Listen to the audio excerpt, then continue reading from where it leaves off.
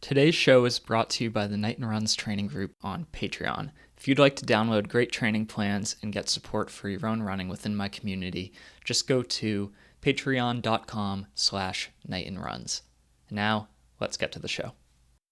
Hey everybody, welcome to the Knighton Runs podcast. This is Coach Chris, and I'm happy to be joined today by my friend and fellow running coach, Sara Manderscheid, the owner of Elevate Your Running, which is a coaching business located in Colorado. This is part of a conversation series that I'm having with a number of other running coaches on different topics relevant to our profession in coaching that I think are going to be really interesting to the audience. Today, we're actually going to be talking about run coaching dogmas, some of these things that you hear all the time when it comes to what's the right way to train. And we're going to examine these concepts a little bit, see if we fully agree to them, if it's something you should be doing 100% of the time, or if it really depends.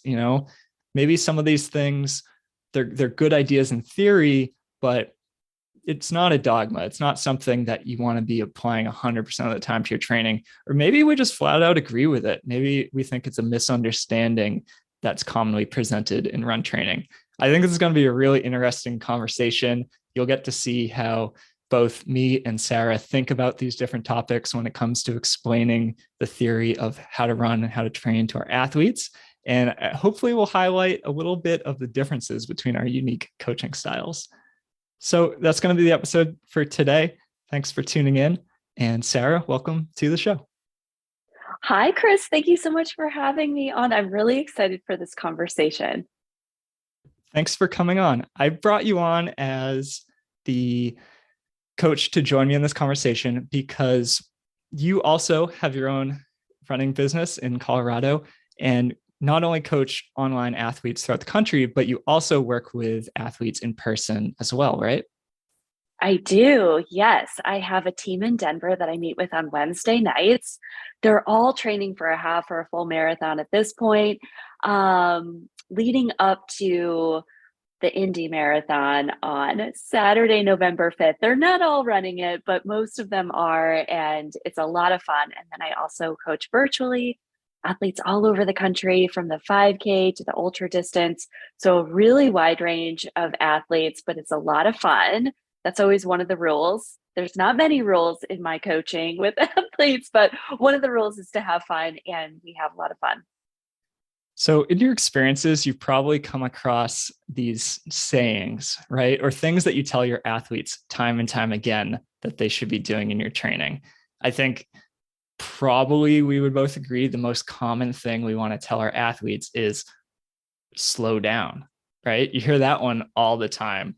There's this whole phrase, take your easy days easy and your hard days hard. I think that's probably one of the strongest dogmas that's current in kind of the popular way of training these days. And I'd agree. I think that probably 90% of the athletes I come to, the very first lesson I teach them is slow down. It's kind of controversial, but there's many more, and I'd love to get into these. You actually put together a list of a couple of different ideas that you wanted to chat about during our conversation. And the first one plays into this. You shared with me this concept of running all runs hard will earn you PRs. What do you think of that idea? Yeah, I think anytime I see a new athlete getting into running, and I definitely fall in this category, it's this or you feel like you need to run all your hard or all your days, all your running super hard. And that's the only way to get faster. And really what it comes down to is that actually isn't the way to get faster. You might get faster for a few months, I would argue, but it could really be coming from like the consistency of running and getting the aerobic or just a foundation of running kind of built versus actually taking every single run super hard to be able to race hard as well. So I'm a big believer in slowing down. Easy days, easy, hard days, hard. What does that look like? Every runner is going to be different, right? We can look at heart rate, we can look at pace, we can look at, a tempo effort to try and figure out what the best way or the best pacing would be for that athlete. Yeah, I deal with this one too. And it's tricky to communicate, I think, to athletes this topic because people think that in order to improve, you have to run hard. And it's true, you do, but it's kind of it's nuanced, right? And it really depends on where you are in your running journey, right? Like new athletes, for example, brand new athlete, never run before. I would say probably the best way for them to develop base level of fitness is to actually do no hard running. Like just and it's almost hard to coach this because people are so eager to get out there. But if someone's totally willing to do whatever you want, it's like, yeah, just go run like a mile every single day, just nice and easy. And then when that becomes easy, go do 2 miles every single day. And then when that becomes easy, do 3. And just the consistency of going out there day after day after day and doing easy runs is going to build you a really, really good fitness up to like a very high level, right? Like you're eventually going to plateau off of that like purely just easy, slow jogging, but it's going to take a while. And I think most people, I would say most people probably haven't even gotten to that level yet. We're just like jogging more is going to make them fitter. Absolutely. I mean, consistency is the key to anything, right? So if you can take, even if you're running 3 or 4 days a week and just do a slow run or an easy run or a jog or a run walk, even, it's going to have so many great benefits to you as an athlete versus going out and running. Every single time you lace up your running shoes, you're running really, really hard. Usually what happens on those days, and I have fallen in this category, is you start to have niggles, you start to get injured, your body is overstressed. It doesn't feel good. You feel like you have to hit a certain pace every single day. And that can lead to a lot of pressure. And it might lead to you not wanting to go out and get your run in. I love easy running. It's the best part of training. When I am in training, knowing I can lace up my shoes and go out the door, and there is no expectation other than just don't run too fast.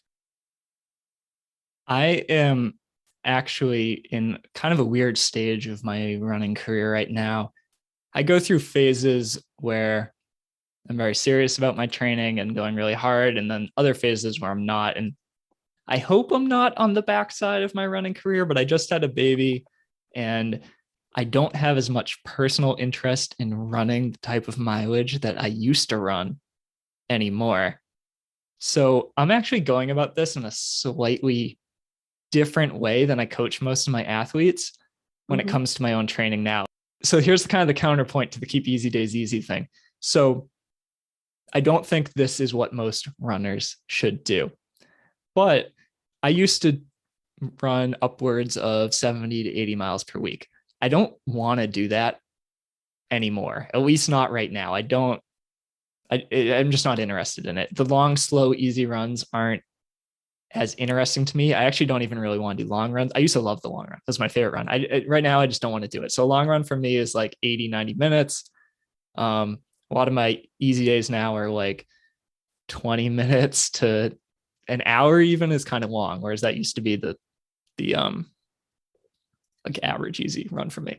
So what I'm actually doing now, and not saying anyone should do this, but if you feel like maybe you're on the backside of your career and you're not going to be running as much as you used to, what I'm trying to do is actually more frequent workouts, like more harder running, but keep them shorter and like run faster. But that's so like I'm trying to do most of my easy runs faster, most like workouts more frequently, but keep them shorter. But it's all with this concept that like I'm actually not running as much as I used to. So I'm trying to make up for the fact that I'm not running as much anymore with doing it at a higher intensity and like just trying to have fun with it.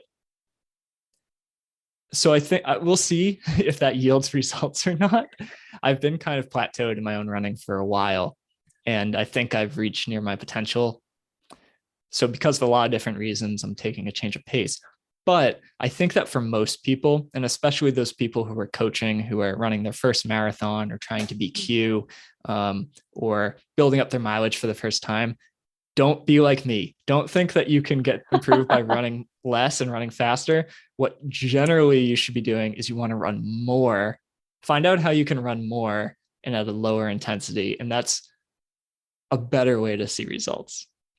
Absolutely. I'm really glad you said that, because I was thinking that as you were talking, like, if someone's training for a marathon or, a half marathon, and they have a heavy half marathon plan in place, like, you get to take a lot of your runs really, really easy, get the recovery benefits, get the aerobic engine, or that I like to call it the Porsche engine in your body, built so you can hit your hard days really hard and effective. So you can start a race and toe the line feeling strong, capable, confident, and fast. If you're going out and marathon training and you're running 6 days a week, and let's say 4 or 5 of those runs, you're in that gray zone, as we call it. And I know we're going to talk about that here at some point today. Like, that isn't always better. With my athletes, I love talking about the pendulum swing. Most of my athletes right now, I mean, I have a healthy number of them training for marathons and half marathons. I like to see the pendulum swing for them. I really, really love to see a really nice, easy pace, and have that pendulum swing in the pace category of racing really fast and strong and seeing that for themselves. Typically, when athletes can go through a full training cycle, they see the results in the first race. They're then bought into it, but it's usually the first training cycle where I really have to coach a lot around it, because it's hard to understand, like, how can I run easy but then race fast? I don't get how that works, and it doesn't feel like that's how it should work. But it does work. And I know a lot of times we can get caught up in what Strava shows and what our friends are doing. And my advice to that is, let people think, quote unquote, that you're a slow runner, which I don't like using that word. It's like you're just running your runs really easy, and then blow them away by your race performance and have a really strong race performance, because that always feels really good. Now, Chris, can I ask, how old are you? 34. Okay, 34. So I took a time in my 30s, I took years off of like endurance running or doing any, like, I loved the long run too. And for, I would say, about 5 years, I wasn't really doing the long run. I was doing more high intensity work. So I was actually doing Orange Theory, which is kind of similar. You're on a treadmill, you're doing some really short, fast interval work. And I also thought, like, this might be done. I, might just be focusing on the short stuff, or being, I love these classes. I might just do this for the rest of my life. Well, then cut to like 5 years ago. Now I'm turning a new decade this fall. I'm going to be a master's runner. So about 5 years ago, I decided to get back into the endurance running. And I have run, I ran my first marathon. I BQ'd in my first marathon. I'm continuously PRing in every single distance. And just because you're maybe not feeling it right now at 34, it's a season of life. You just had a new baby. Maybe in 5 or 10 years, you'll be hungry for it again. And you might find yourself even faster, stronger, all the things. I hope so. Yeah. I don't know when I'll do my next marathon, but I'm really enjoying like 5K right now. I'm going to be doing cross country this fall, which I'm really excited about. I coach a high school team and get so jealous by watching their races, but I never ran in high school or college myself, picked it up as an adult. So I'm excited to go through a season with them as well. That's awesome. This easy days easy concept and hard days hard concept is one we could talk about all day. I think it is one of the pillars of modern day endurance coaching theory. To boil it down, I would say, in order to run your hard days hard enough and see those big breakthroughs, you need to make sure the days in between are easy enough to rest you between the hard days. That's generally how I explain it. Absolutely. The easy runs are important. They're going to get you a base level of fitness. Eventually, you'll get to a place where you plateau, and the harder runs help you break through that plateau. The easy days almost become filler between the harder days, but the total volume of work, generally doing more is going to be better than doing less harder. Unless you're 34 like me and running like, I don't know, I'm probably going to get injured in like a month or two doing this, but we'll see. I'm trying to be smart about it. Listen to Sarah, not to me. Hopefully you're not injured, but I know that studies have shown, like, if you are doing that short, intense work, like maybe keeping it to 6 to 8 weeks max, giving yourself some really nice recovery. So for you, it could be cross country, right? Like, I think that's a great way to kind of mix in some fun and some less intense. It'll still be fast, but in a different way. We should probably move on to the next one because we could talk about this one all day. Let's do it. The next topic you wrote was about consistency. You wrote, consistency will yield results. And I'm actually sharing a book with my cross-country team this summer by an author and running coach named Jay Johnson. His book is called Consistency is Key.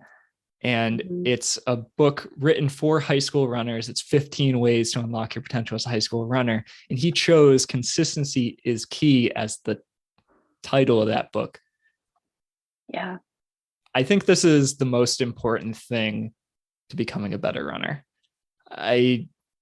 We can get into what consistency means, but I think consistency over time without extended breaks, and we can talk about breaks when they are important, yes, will yield results. What do you think, Sarah? I totally agree with this. It's my number one rule, or yeah, it's just my number one rule with athletes. Like, you get to show up, you get to be consistent, work hard, and we get to have fun. Those are my rules as a coach. And consistency is huge. It's going to definitely make you a stronger, faster runner in the long term, but everyone's going to be different, right?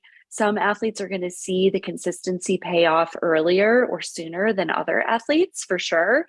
But just if you stick with it and continue to do the work and be dedicated, it will pay off. And I think there's also something really special and such a big confidence booster for an athlete to see, oh, wow, I have been really consistent for the last 3 months or 4 months, or I haven't let my coach down. I haven't, skipped runs because I just didn't want to go out there. Like, I think consistency has so much value in so many different ways, that I totally align with this and really feel like it is the foundation and the base. Before you even start running, you get to commit to be consistent. What does consistency look like for you when it comes to coaching your athletes? Because I think sometimes when people hear the word consistency, they think that means they can't and shouldn't take any breaks, which yeah. I'm actually a huge proponent of breaks. I often need to like force people not to run. Yeah. But on the flip side, you have people who will maybe train really hard for something like a marathon, get in good shape, and then not run again for like 2 or 3 months after that. How do you find the balance between those things? And how does taking rest and maybe planned time off of running fit into a smart yearly training schedule? Yeah. I mean, for me, it's all about communication with each athlete, and each athlete's going to be different. So when I first onboard an athlete, I meet them where they're at. If they're only running 2 or 3 days a week, great. That's where we're going to start. And you get to be consistent with 3 days a week of running. And then we'll slowly build that up to 4 or 5, kind of depending, maybe 6, depending on what their goal is, what race they're running, all those things. So that's a huge piece to it. Meeting the athlete where they're at, making sure that when we are committing to something, that they're set up for success. I would never want to give an athlete 6 days of running if they're only running 2 or 3 right now. I think that's the easiest way to overwhelm them and to make them just not do it and feel terrible about that. And who wants, I mean, I don't think any coach wants that for their athletes. So getting out there and doing what you can now and progressively getting stronger throughout that cycle of adding more runs based on their goal, right? I have had athletes, get in incredible shape for a marathon and then see the next few months, and they were very consistent in the marathon training cycle, and then in their down few months be very inconsistent. And I think that's really challenging personally as a coach to see. I will always give 1 to 2 weeks of like very heavy recovery after a marathon, but talking to each athlete too about how they're feeling. We look at their heart rate that first week or second week back, even in more detail. We take a look at, if they have any niggles, how their sleep is, their recovery, all of those things kind of play a factor into it. And, if they're feeling really good, we might pick it back up. I've had athletes take 2 or 3 months of very inconsistent running after. And it's tough because I feel like at that point, now that's a long pattern of inconsistent running. And to get back into a marathon training cycle, I really want to see that consistency again. So it can be tough as a coach to see that. And I try and coach through it in the best way that I can, of meeting the athlete where they're at, maybe pulling the runs back to 4 days a week, something like that. That's a little bit less intense than what they were doing in the training cycle. What do you think, Chris? One thing that I always assign to my athletes, and I try to, in my book, I actually write about what I call the 6 different phases of marathon training. And the very last phase is a planned break off of running. I think that that's really important. And say you have a marathon training schedule, say it's 20 weeks. Typically, you download one offline. Week 1 is running. Week 20, that's when your marathon is. It never tells you take a break at the end. Yeah. But I try to think of that break as part of your training. So kind of as rule of thumb, after a marathon, let's say that you're the type of athlete who does like a spring marathon and a fall marathon, right? You have 2 important races per year. Yeah. And you peak for that. After the end of that season, I like to give them a time off. So 2 weeks is what I give as a rule of thumb. And I say, please don't run for 2 weeks. No running at all. Some people are really happy to do that. Other people aren't. And I used to just be like, yeah, please don't run for 2 weeks, no running. Now I'm give a little more wiggle room with that, because some people, like after 2 weeks, they just kind of get a little stir crazy. And I'll be like, okay, if you want to run a little bit, sure, but don't think about it as training. Maybe don't wear a watch. Don't talk to me about how the running's going. I don't want to hear about it. It's not training. Like, just do other things other than running, because you spend so much time when you're training focusing on training and focusing on running mentally and physically. I just think that at the end of that, it's so helpful to get a mental reset and a break, as well as a physical one. And 2 weeks is a long time. I think people do lose a little bit of fitness by not running for 2 weeks. It's not humongous, but I used to think you only lost a little bit of fitness. Now I think you would probably lose a bit more than I used to think in 2 weeks of not running. But I think it's worth it, because when you come back and start to train again, hopefully you are so bored by not running that you get excited to run again and eager to get out there and train hard. And you'll be able to build up to a bigger place than you did in the season before, because like the fitness that you built in the previous season, you'll lose a teeny bit of it in your time off, but it's mostly still going to be there with you. And then you'll be able to build up to a higher spot. And because you've taken that time off, you've given an opportunity to like fully heal. Sometimes after marathons, we might have injuries under the surface that like we don't even really notice. So just like forcing yourself to take time off, it's helpful. 100%. So after my first marathon, I took 2 full weeks off.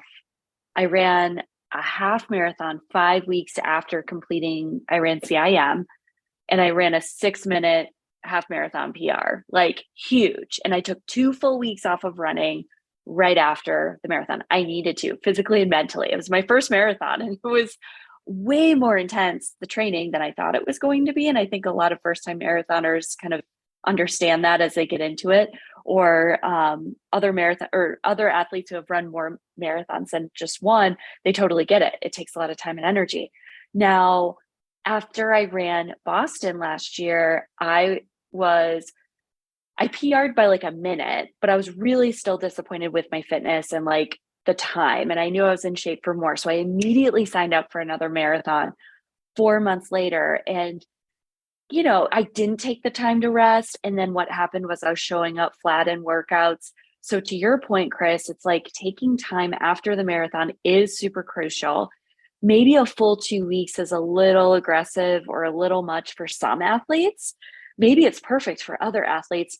And everyone gets to take one step back to take 3 steps forward in their training versus trying to keep moving the needle forward and then really hitting a strong wall like I did going into the Mesa Marathon in February.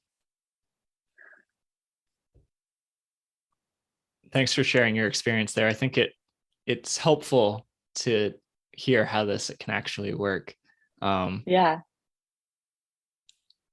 I think the athletes who never take breaks and just go from one thing to the next, to the next, to the next are selling their potential short in a number of ways.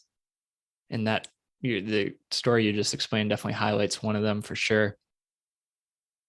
There's this concept of your running age, which is separate from your physical age. It's basically how many years have you been running consistently? Mm-hmm. And I like to say, it might take a decade of consistent running to reach your potential. Everyone's going to be a little different. It may depend on what age you pick it up and how you're training and all that sort of stuff. But consistency over time and doing a little bit more over time, you could see 5 years of improvement, 10 years of improvement before like you feel like you've really reached your potential. It's why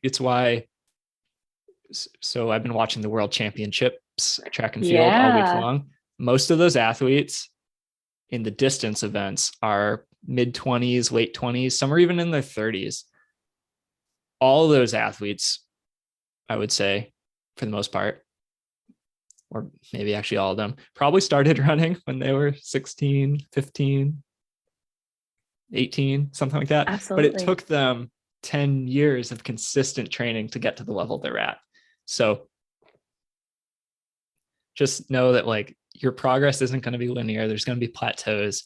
There's going to be dips, and taking time off can actually be a key part of being consistent over time. It can prolong your running career. So, yeah. And something that I share with my athletes too, if they're having a tough time dealing or accepting the rest, is, you get to lean into other things that fill your cup. So if that's hiking, yoga, biking, spending more time with friends and family, cooking, doing something different too is a really nice way to reset. let's move on to the next topic that you had written, Sarah. So you had written, and I hear this one a lot too, is I'm not a real runner unless. I hear this all the time. People come to me and be like, oh, I don't know if I'm interested in being coached, but I don't know if I'm really ready for that yet. Or like, yeah, I've done 5Ks or half marathon or a marathon, but I'm not really a runner. Like it's comparison. They're comparing themselves to something that they see and they feel like they're not. So therefore they're not a runner. And when I hear things like this, it's kind of funny because it's like, well, if you knew the diversity of people that I work with and I'm so like proud of and see their success, you'd think that, yeah, you're a runner. Like, I mean, I have comparison is such a, it can be motivating, right? It gives you something to chase after, but there's always going to be that comparison. I mean, there's always people who are going to look up to you and be like, oh, I wish I was as athletic as you were. And there's always going to be people you look up to and you're like, I what's the point? I'm never going to be as good as them. Right? Yeah. So when people say this to you or you hear this, what are your thoughts on it, Sarah? I'm not a real runner unless ... Oh gosh, I just cringe when I hear this because I'm like, yes, you are a real runner. I hear, and it doesn't matter what you're doing. If you're getting out the door once a week, if you are running 12, 13-minute miles, if you're running 5Ks, like a lot of times I hear, I'm not a real runner unless, I run a marathon or I Boston qualify or I run an ultra or I run a sub 3 or break 90 minutes and a half or whatever that is. It's like, no, we are all runners. We're all just a little bit different, which makes us unique and also makes it a lot of fun. And everyone deserves and can be coached. It all comes down to if you're willing to be consistent and work hard and have fun, then you can totally be coached. And it's a lot of fun to be able to see those gains and to see the strength and the power. But I always cringe because I hear this a lot too. And I totally get that we can have imposter syndrome or compare ourselves to someone who is faster. But know that you are enough. Know that you are a runner. If you own a pair of running shoes, and even if you go out once a month, you are still a runner. I think self-identifying with terms like this can actually be a really powerful thing. So one of the aspects of my own run training that I've been very inconsistent with over time is strength training. I know it's important. I have weights, I have routines I do, I coach routines, but I'm just not consistent with it. I would never call myself a weightlifter, right? Like I'm not, I don't want to be a weightlifter. I'm not one. I do that because it supplements my running, but I want to be a runner. I identify with that. It's important to me to have that be a part of my identity. It's like who I am in many ways, and I identify with other runners. But I think what makes me a runner, like why am I a runner? I think it's just because I tell myself that and I go run. Like there's no test. I didn't need to run a 5K and under 20 minutes or Boston qualify or whatever. Like, right. It's not a membership card you like pay for or get accepted into. It's just I want to be a runner, right? Like I'm a runner, I'm a coach, I'm a business owner, I'm a dad. I want to do all these things. I don't want to be a weightlifter, and that's fine. Right? I don't care if I'm a weightlifter, but if you want to be a runner, just tell yourself you're a runner, go do it. And one of the distinctions though that I make in my coaching, and this is kind of a core component of, I guess, my coaching brand, is I like to take people who just feel like they're going out there and running and like that's kind of it, right? Like they know you go, like if you want to be a runner, you go run, right? But I like to take that person and turn them into an athlete. And the way that I say, like the way I define an athlete is this was kind of my story. I ran a little bit and saw a little bit of progress. But when I decided I wanted to run the Boston Marathon, I realized that's a hard thing to do. And like, if I was going to put the effort into it, I wanted to go about the right way. I never played on sports teams. I never was on a running team. I didn't know, no one taught me how to run and how to train like an athlete, right? Yeah. So I hired a coach. She taught me, helped me qualify for the Boston Marathon. And that was really one of the biggest inspiration of why I got into coaching in the first place, is because I wanted to share that transformational experience of like going from someone who just runs to becoming someone who, yes, you run, but like you run the right way, right? You run in maybe a more polarized fashion, like we were talking about. You were implementing intentional hard days, intentional easy days. You're doing the strength, the flexibility, eating right, like all these things that go into it that make you an athlete, and not just like what I just say, like a casual runner, right? Yeah. So how do you become an athlete? I think it's you make that decision. You say, I want to do this the right way. I want to start doing the things that an athlete does other than just run to become their best. And you start to implement those into your training as well. And I think for people who want to level up in that way with their running, like getting involved with the community, joining a team, working with a coach, like that's a very obvious way of how you get to that next level. But if you run and you think you're a runner and you want to be a runner, yeah, I agree. You're a runner. Yeah. Chris, I love that story. So we kind of we have basically the same story. So I didn't really participate in sports or run in high school or college. I did track and field for a few years in high school. And I actually did the 100, 200 sprints, which is just kind of funny because now I'm a long distance runner, but so I did that. But I also got to a point in my training where I was like casually going out. I was running some races, but I wasn't being super intentional about what I was doing. I was taking a lot of classes. I was doing a lot of cycling. I was doing a lot of Orange Theory or HIIT workouts. I was running a little bit, sprinkling everything together. And it got to a point where I decided to run my first marathon. I decided the exact same thing. If I'm going to do this, I'm going to BQ and I'm going to hire a coach and do this the right way. And she inspired me to be a coach. And now we get to work together again for this next marathon. I'm running the Chicago Marathon this fall. And it's just so cool to be able to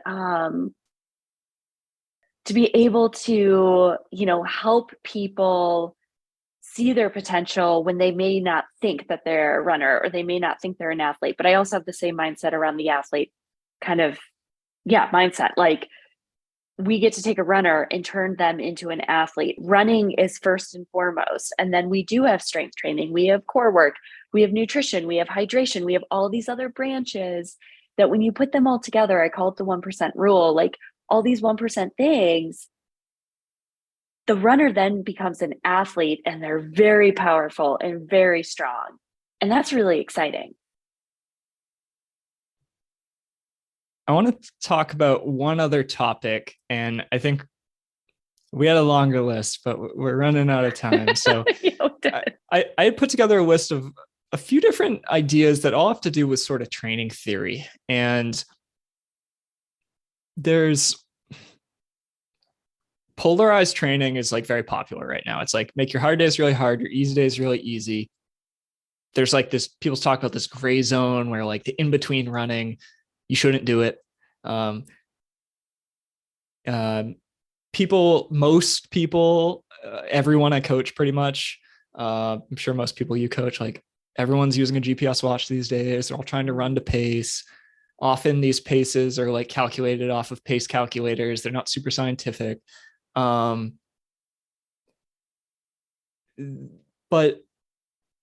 it's kind of like how is popular to coach and train right now, right? It's like you have your easy run pace, and it's like in a set range or by feel. It's like you have your tempo run, and that's like a set pace, and you have maybe like your running economy paces, and which are like mile pace, and VO2 max, which is maybe like 5K pace. And it's like, these are like clear zones we try to hit in workouts.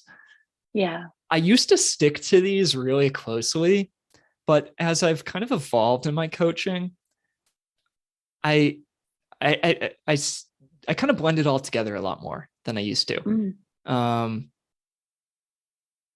I think that gray zone running, as we speak about it, can actually be really effective or fun in different ways. For example, when I was trying to qualify for the Boston Marathon, I was doing a lot of marathon paced running. And for those who know about coaching theory, marathon paced running is also often kind of considered gray zone running. It's like fast, but it's like not really fast enough to necessarily stimulate some physiological changes you could get by going a little bit faster. So should you do it or not? Or like, should you run faster or just slower? I don't know. Coaches get into this stuff. Now that I am not trying to run like a specific marathon time anymore, I don't do marathon pace long runs anymore personally, because I just find that the stress of like doing that kind of run is not worth it for me. And I would rather just, if I'm going to do a long run, I either like just go easy, or I just go what feels like objectively challenging and hard on the day. I don't really pay attention to the pace. And what I've also found is like on easy days, this, like some days, easy days are a slog because you're super tired and you can like barely even finish the run. Other days, your easy runs, you feel good because like you haven't done a workout in a while, and like you can kind of push the pace a little bit, and you go into that gray zone where it's like kind of near marathon pace, and it's like not, I don't know. People, there's this debate where it's like, do you want to stick rigidly to the pace is that like hit these zones specifically, or is it more gray? What are your thoughts on that? How do you approach it? Yeah, I mean, I feel like it depends. Like every athlete is so different. And I think the polarized training, easy days easy, hard days hard, are probably going to work for the majority of athletes, right? We've seen the results. I have an athlete who will run 940 is kind of his sweet spot with easy runs. And he crushed a 3:15 marathon, which is like a 7:15 pace. Like he absolutely crushed it. He is breaking all distance PRs right now and creating new PRs in all the distances. And that's really exciting to see. So it does work. But I think there are some athletes, like I have a female athlete who is kind of pushing the pace, and she is kind of in this like more mod intense sort of easy-ish days, right? And then she's still able to hit her hard days hard, and it's working for her. And if it can work for her and she can stay healthy, I feel okay with that. I think, Chris, you're an experienced runner and you've been running for a really long time, and getting to BQ and having that specific goal and hiring a coach. Your coach probably looked at all the things that you were doing before leading up to it and saying, okay, maybe we have to mix it up a little bit because maybe you've plateaued, and that's okay. I think taking a new runner and giving them mod intense and like still some harder days probably isn't the right formula, but it can find its place with certain athletes. But most of the Elevate athletes are definitely on polarized training, and they hear me say, I run slower, take your easy days easy. And I say, like, if I had $1 for every time I said that, I would have like another house in Boulder. Like this would be amazing. So I say it a lot. I say it often. It is effective. But I think, sometimes gray zone or, a mod intense sort of training style can work for certain athletes. And it works for you because you did get the BQ, right? Yeah. And I think that this is one of the things that I love about coaching is when you first get into it, you typically read some of these like cornerstone books about running theory. Some of my early inspirations were like the Daniels running formula, Hanson's marathon method, Arthur Whittiard's writing. Those three books, and there are others, but those for me were like the introduction to run training theory. But as my experience level as I've gained more experience over the years and worked with more athletes and seen what's worked and what's not, and seen what's been enjoyable for athletes and what's not, I've tweaked I've evolved what I've learned, right? And like my coaching now is like unique. And I think you see this with all coaches. It's like we have our inspirations, those we learned from, but we make it our way. And this doing more gray zone running is, I think, something in running by feel, because I think often when we run by feel and not to the watch, we stray from like those set paces a bit. And that's something that I think as time goes on, I'm going to evolve more into my coaching and kind of make it my own unique blend. And Whereas like, first 6 months of being a coach, it was just like I was the disciple of Jack Daniels, and it was like, how does Jack Daniels give training? And it's like, I do it this way every time. But now I kind of make it up. Yeah. Yeah. Per the athlete, right? Like every Right. athlete is just so different. And it's fun to have like your own twist on your training plans. Like I had 3 athletes BQ in the same race. It was the Colorado Marathon. And, I call it like the BQ formula. There was definitely some certain things in there that I did, using a very like 80-20 polarized approach for sure, but then having my own spin on it. And it created a 3 out of 3 BQ opportunity. It was a great day to race, but all 3 runners were amazing.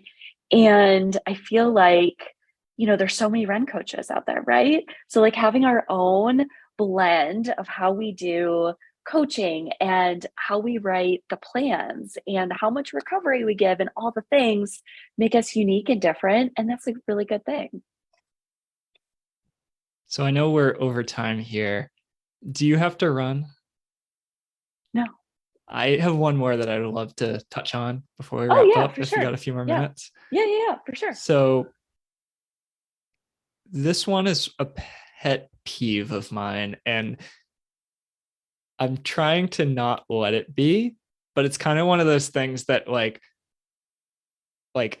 I feel like I've fought this fight so many times and like would die on the cross defending. I'd love to hear your thoughts on it. Um, Okay. I think that most marathoners overemphasize the importance of the long run and de-emphasize the importance of consistent good runs throughout the week. So most, I guess I should clarify what most means. Almost everyone who I coach for the marathon wants to do 18 and 20 milers, sometimes even more in the preparation of doing a marathon, regardless of their ability. Mm-hmm. I don't know if you've read the Hanson's marathon method. They've kind of, it's an oversimplification to say they popularized like the 16-mile long run. They actually say Right. if you're running higher mileage, like 50, 60, 70 a week, like you should do more. They basically just say like, keep your long runs proportional to your total weekly mileage. So I really like that for a number of reasons. I think it helps keep athletes safe and uninjured. It prevents them from burning out before they get to the race, and it improves their athletic ability more than if you just take a runner who is maybe doing like 30 miles a week at their peak and you give them a 20-mile long run, an 18-mile long run. I would rather have those people do like a bunch of 12s, a bunch of 10s, maybe a 16, a 14, but I always get the pushback. No, I won't say always. I often get the pushback. Can I do longer long runs? I want to do a 20. I'll only feel confident if I do a 20. But I've had so many athletes who just kind of trust my process, like run great races, PR, qualify for Boston, having never run more than a 16 or an 18-mile long run. And I've had many of these athletes who want to do like the 18 and 20 milers when I don't really feel like they're ready for them. Mm-hmm. I don't think them doing that run in training lets them run a better marathon. Mm-hmm. Here's the thing. I don't think it really matters whether you do a 16 or an 18 or a 20. I don't think it really, really matters all that much in the grand scheme of things. But in the minds of the athletes, it does. Mm-hmm. So me as a coach, I'm trying to develop the best plan for them. And it's tough. Because I'm like, I just want you to do shorter ones. I think you'll be a better athlete if you do shorter ones until you're ready for the longer long runs. And I don't think the length of your run is going to matter that much in terms of how you actually perform in your marathon. I think what's going to matter the most is not the length of your long run, but how many miles per week you run. So someone in general, someone who runs 30 miles per week is going to do better than someone who runs 20. Someone who runs 40 is going to do better than runs 30. 50 is better than 40. 60 is better than 50. I think I've said enough, but do you deal with that? And like, is this a sticking point for you, or do you just give everyone 20 milers and call it a day? What are your thoughts on this? I mean, it depends. Every athlete's so different, but I am a big believer in giving the athlete as many miles as they want. Like if someone is asking me for a 50-mile, 60-mile week, if the fitness is showing that they're there and they're ready for it, let's do this. Let's go after it. I love the more is more approach. I love it for my own training. I feel like there are so many benefits to it. But then on the flip side, also making sure that the athlete's recovering really, really well after the marathon if they have been hitting higher mileage. But I have a few athletes running their first marathon this fall, and that's always one of the first questions. And I think society makes it into this big thing of like the 20 miler. It's like the long run. It's how I think runners associate themselves as a real marathon trainer, right? Like I'm training for a marathon. It's not real unless I see 20 on the Garmin. And, I'll definitely look at the time on feet to see how that's going to translate. If I feel like, most of my athletes get 20. Some of them get 21 or 22, depending on how fast they are. I have sub-3 marathoners. So if you're doing quality work in a long run, you can get probably 22 in and feeling pretty good in under 3 hours. And there's going to be other athletes where it's going to be like maybe 18 is their peak and it's still kind of going over 3 hours. Or if they're really, really jonesing for a 20, like it's really going to be based on the week and how they're doing, how they're feeling, having a conversation with them about it. Because I am a big believer in like the mental side of training. And if for whatever reason, if seeing 20 on their Garmin is going to make them feel stronger at the start of the Chicago Marathon or the Philly Marathon, like, all right, like, let's do this. And also permission to stop running if it just feels awful or if it doesn't feel good. Like, don't push into this like weird zone for the last like 4 miles if it just feels painful or tough. Or, well, I shouldn't say tough because it should feel tough to some extent, but having that balance, I think, is really key. One way that I've changed in this regard is I'll pretty much I don't want to give everyone a 20. I don't think that most people should do a 20 unless they're running the higher mileages where they're ready for it. Yeah, right. But if someone's like a lower mileage runner, like they're doing a marathon off of only like 30 miles per week or potentially less, even 40 or less, like I'll give them at least an 18. Because at first I was like, oh, we'll just do like a 16, but nobody liked that. No one thought 16 was enough. But I give 18 and it's like, okay, that's a compromise. But what I think is so funny about this is it's like, if you zoom out and look at it, you have to run 26 miles on race day. Yeah. Nobody's running 26 miles on race day. Correct. So whether you go to 16 and need to do 10 more, or 18 and needs to do 8 more, or 26 more, right? 22, 4 more. Yeah. You're still not doing the whole thing. So the whole way that marathon training works is like you build up this resiliency to handle the mileage, you get in good shape, you get really tired from it all, then you taper. And once you taper, hopefully if it all worked, you feel good enough to run the full distance. But whether you've only done like, let's say 20 or 16 in training, you're still not doing the whole distance. But the confidence thing is key. Like when you get to the starting line, if you need to know that you can accomplish the mission of the day. Like if you have any doubt or if you're hoping to accomplish it, I don't like that. I just like, you want to go there and be like, okay, I can do this. I'm ready. I'm going to do this. That's the mindset you want to have. So if you need to run 18 or 20 to do that, even if I don't think it's like the best physical training for you, I've started to make that compromise with my athletes. Yeah. So trying to be a little less offended when people ask me for long runs, but Well, something that's worked for me, Chris, I'm implementing this with one of my athletes who's running Chicago, is we're going to do like a 75-minute long run on Friday night, or I should say 75-minute run on Friday night. Saturday morning, she's going in and running like a 16. So it's going to combine together to be a little bit over 20 for her.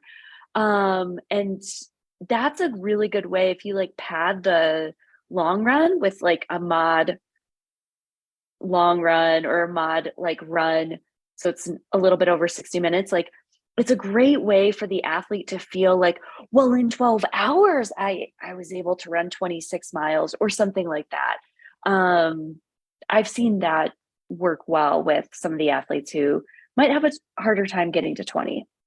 That reminds me of a popular ultramarathon training approach too, where say you're training for a 50-mile race. You're not going to do like a 40-mile training run, but you might do 20 on Saturday, 15 on Sunday, and then that's 35 miles, which is a lot, right? Yeah. We both live in America. What I've heard, I don't know if this is true, but so we use the mile system, right? Most places they use the metric system. 20 miles, that's not like a nice round number in kilometers. If you're running in kilometers, it's like you build up, you do like, so there's the 30K long run. 30K is like 18 miles. If you jump up to 35K, which I'm pretty sure that like that's how they do it, right? They have like 5K, 10K, right? Yeah. 35K is 22 miles. So I don't think most people are doing a 35K long run. I think overseas, like most people, they get up to like 30K, which is only like 18 miles, 18. Which I think just shows us like how much we like round numbers. And it's not necessarily like, oh, we got to get to 20 because 20 is close to 26. But like, it's nothing magical about that 20-mile distance. Right. We've just made it that way. Yeah. And 18 is just as good. I would say if you can focus on, as an athlete, like your mental strength, that's going to be a huge piece to the marathon, right? 90% of it's mental. Something I'm doing as I build for Chicago, and some of my athletes have got on board with this, is every time you practice a mental strength strategy while in a training run or execute like a really hard workout or execute a long run, is you string a paperclip together. And my mantra for Elevate is pink is for PR. So I'm showing Chris this right now. I have a pink paperclip chain. And training started last week for me. So I have, there's a few more to add on to it from this week. But the theory is you take this to your race. It's a visual reminder of all the hard work you put in, all the track workouts, all the long tempos, all the long runs, and knowing that you can do it. And, you know, I wanted to like wrap this around my neck and like use it as a necklace for Chicago. My mental strength coach suggested that I like meditate on it and then throw it away before the start of the race. But you can do whatever you want to do. And hopefully that's kind of like a tangible way to see all the work that you put in. And so you can show up strong, capable, and confident on race day. Thanks for sharing that. The confidence element of it is key. It doesn't matter how good of shape you're in. If you can't harness that fitness and with confidence, unlock it all on race day. I'm sure we both see this in our athletes, but to reach your full potential, you need the mix of the mental and the physical strength to do your best on race day. I would love to keep talking about this topic all day with you. We only made it like halfway through our list, but it was so good to get together with you, Sarah, and talk about some of these running dogmas and when we abide by them and when we might deviate from them a little bit. I hope our audiences find this to be an interesting conversation to kind of see how two different running coaches think and, you know, how we're like in some ways and different with others. And you can see how, you know, finding the right match between coach and athlete is so helpful to develop that team relationship and work together towards the goals you're trying to achieve. Before we sign off, Sarah, how can people learn more about you? And do you have anything you're working on that you're excited about that you want to share with the listeners? Oh my gosh. Yes. Chris, thank you so much. This was so fun. So maybe this is the universe telling us that we get to do another episode, maybe this fall or winter, on part 2 of running Dogmas. We can do this all over again. So everyone can find me on Instagram and Twitter at Sarah, SAYRAH runs happy. My coaching business and coaching team is called Elevate Your Running. I coach athletes all over the country, in person, virtually, all the great things. I also have a podcast. It's called Elevate Your Running. That's kind of the project at the moment.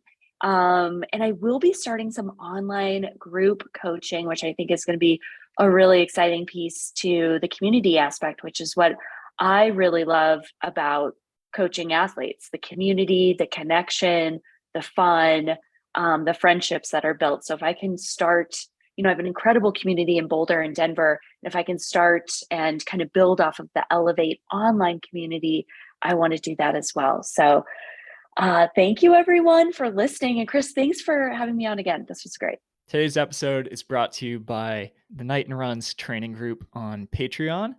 If you'd like to support the show and join my online community of runners working to become the best athletes that they can be, check out patreon.com/KnightonRuns. There you can join a private Facebook community to get support from me and the other athletes in the training group about how your training is going. Get your questions answered here on the Knighton Runs podcast. Download a whole bunch of training plans that I've put together for beginner, intermediate, and advanced athletes, as well as join us for monthly community calls and Q&As. One other small ask: if you enjoy the show, I'd love it if you could leave a quick and honest review on your listening platform of choice. That really helps a ton in recommending this show to other listeners like you who you think might benefit from it as well. And that's all for this week. So until next time, bye.